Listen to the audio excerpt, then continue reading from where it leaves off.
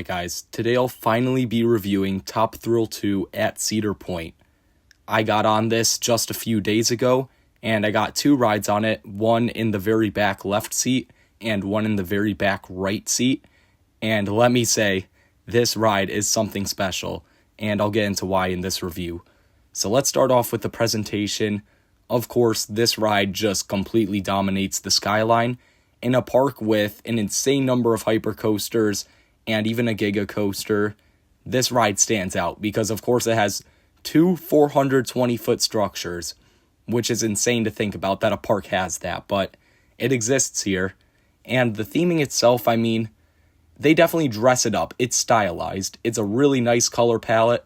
You see it all throughout the plaza and the queue, and that queue is unfortunately pretty barren, I would say. There's not too much to look at outside of the coaster, which, I mean, it's really fun just to watch that thing, so I can't complain too much.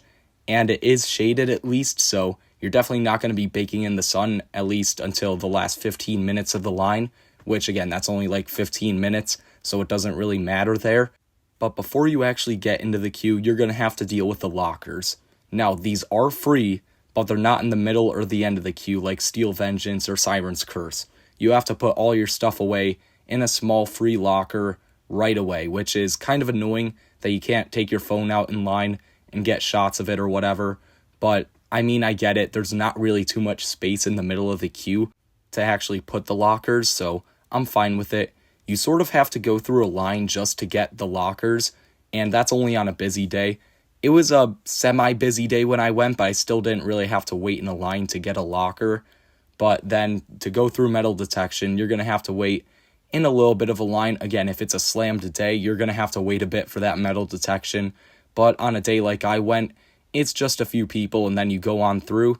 It's pretty simple. If you have nothing in your pockets, no phones, watches, anything like that, you're all clear. And even if you have a watch, I found that my friend was able to keep his watch on during the ride, so that's kind of cool. But then you get into the queue, obviously you'll be waiting a while. This ride's very popular. It's definitely not as popular as like Siren's Curse or even Maverick, but I waited 45 minutes for both my rides on this. One in the middle of the day and one right after park opening. So once you actually get into the station, you'll be assigned a row, but if you ask, you can get whatever row you want. And for both my rides, I wanted the back. And that's because of one element in particular, and I wanted to try that element on both sides, but we'll get to that at the end of the video. I've heard the front is really good. You definitely get a better sense of speed up there, and I've heard you get slightly stronger airtime on the top hat, but I definitely wanted the back for both my rides. If I had a third, I would definitely try to request the front, but I just didn't have time this trip, so next trip I'll try to do that. But I think the back's definitely the better row, based off what I hear and what my opinions are. So you'll board your train, and these lap bars are really good. I actually really like these. The ops here, sort of staple. They definitely won't let you get a ton of room, but you can definitely get an inch. It's solid, it's fair. And the lap bars themselves are very comfortable. They definitely won't come down on you during the ride, which I like. And they're just comfortable. I have nothing else to say. They're just really good. The seats themselves are really good. They're nice and padded. They're large, so if you're a larger rider, definitely don't worry about this ride. And these ops are very efficient, just like most of Cedar Point's ops. So once you get the all clear, you're going to head out of the station and head on to the main track. And here's where you're going to be sitting for a while. You're going to get to take in the view, take in the top hat in front of you, and then the lights will flash, and then you'll launch up to 74 miles an hour. And that sounds pretty impressive, but honestly, this first launch kind of just feels like you're accelerating in a car. I can't lie.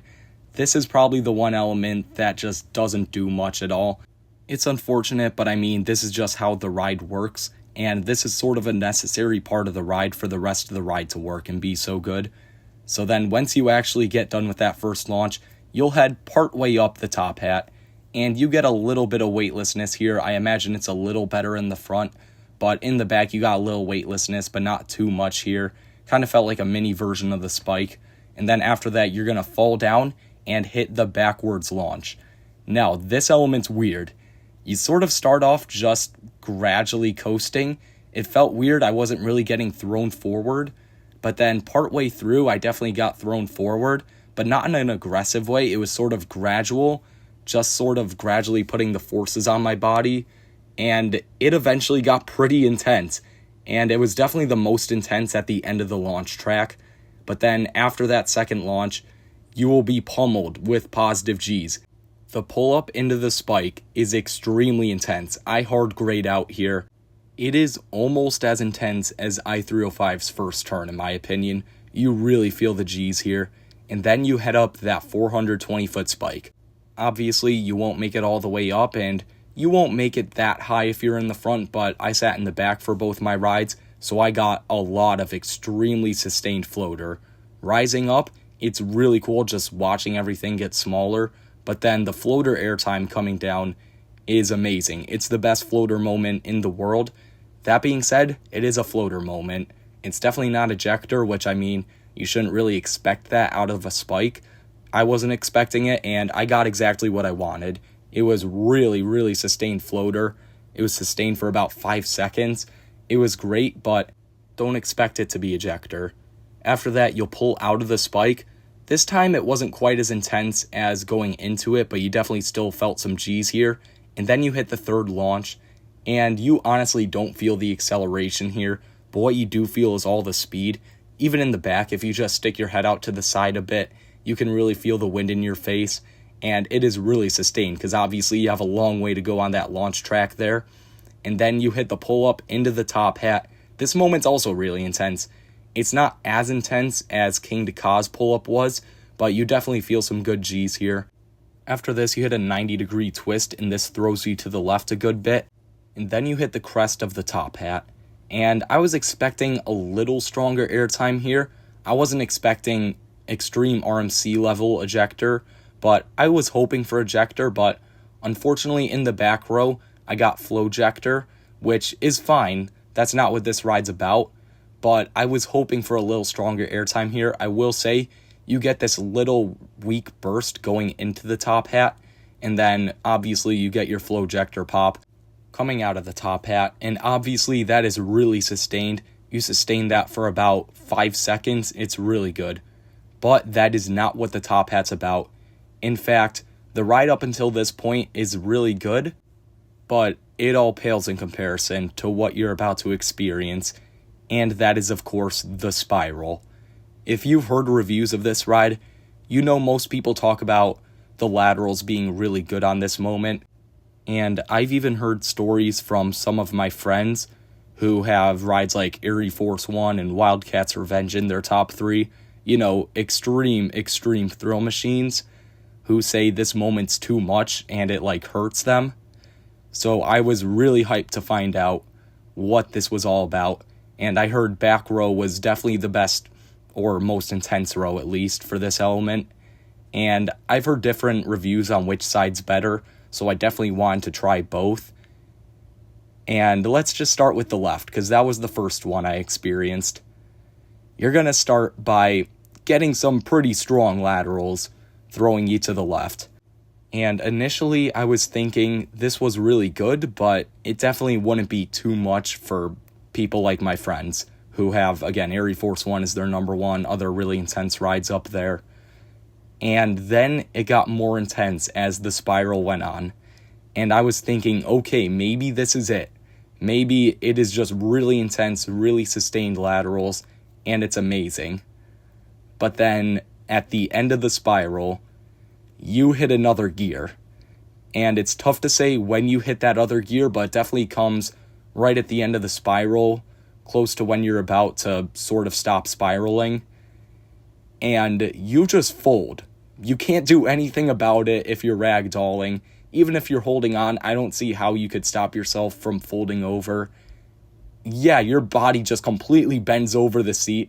I mean, there's a literal, seat divider on the left side and the right to sort of stop your body from folding over, but somehow this thing was powerful enough to make me just completely ignore physics and somehow bend over that. I have no clue how this element is so strong. I mean, I do. Obviously, it's the heart lining and new trains, all that. You get the point, but it just doesn't feel right.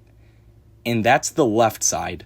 The right side, you start off with a similar feeling. You start off with good, not elite laterals in terms of strength.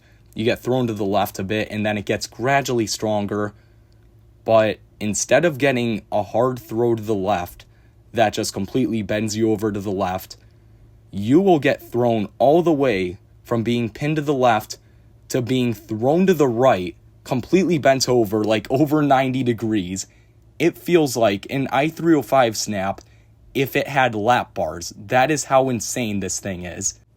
Like, after the ride, I had to, like, stretch my back out a little from how hard I just whipped over to the other side.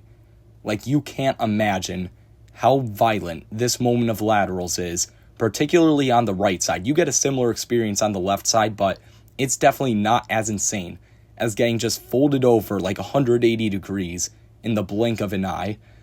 I mean, you just can't explain it in words. You just have to ride it to understand how insane this is. In fact, I'm usually all for newer riders or GP or newer enthusiasts, whoever, people who aren't as comfortable with coasters, trying the most extreme things possible. But I would not recommend the back row, particularly the right side on Top Thrill 2, to those people. And I especially would not recommend them to ragdoll. In fact, if you are a newer rider or GP and you somehow get in the back row, I would suggest really holding on tight here to try to mitigate the laterals, because yeah, it's definitely not something you're going to be expecting as a newer enthusiast or GP. I would also say if you're older or have back problems of any sorts, you definitely want to hold on tight here, especially in the back, because this element's no joke. I'm one of the people who love the insanity, but I know some people definitely won't. If you're scared about this element, again, just go ride in the front, ride towards the front, hang on for dear life for this element. It's definitely not too intense if you do that, because my friends who say this is too much definitely say it's not too much if you do that. But if you ragdoll in the back row, just be prepared for the most insane, most diabolical moment of laterals in the world. After that, you're going to pull out of the top hat, and, you know, it's semi-intense, but honestly, I wasn't even really processing any of the positives because I was still in shock from the spiral.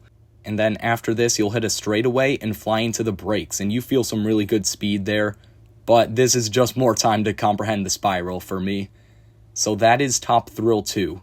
I've also heard some people complain about roughness on this ride, but honestly, I thought this thing was very smooth. I didn't really sense a shuffle anywhere.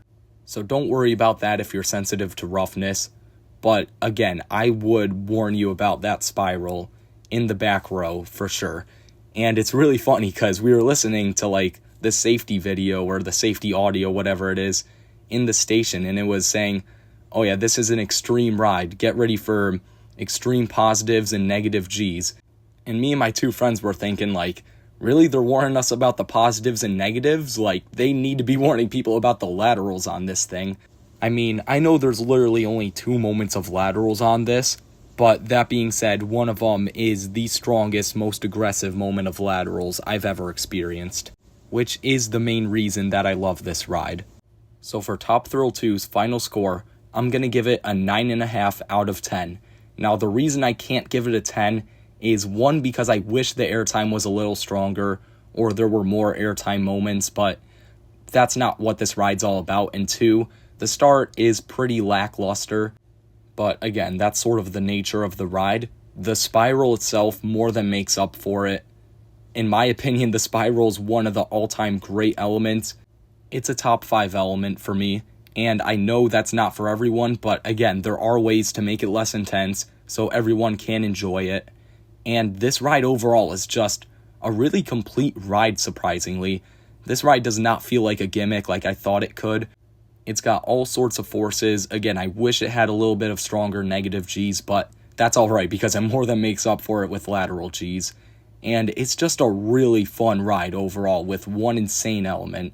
So let me know what you guys think of Top Thrill 2 down in the comments below, and make sure to like and subscribe, and I'll see you guys next time.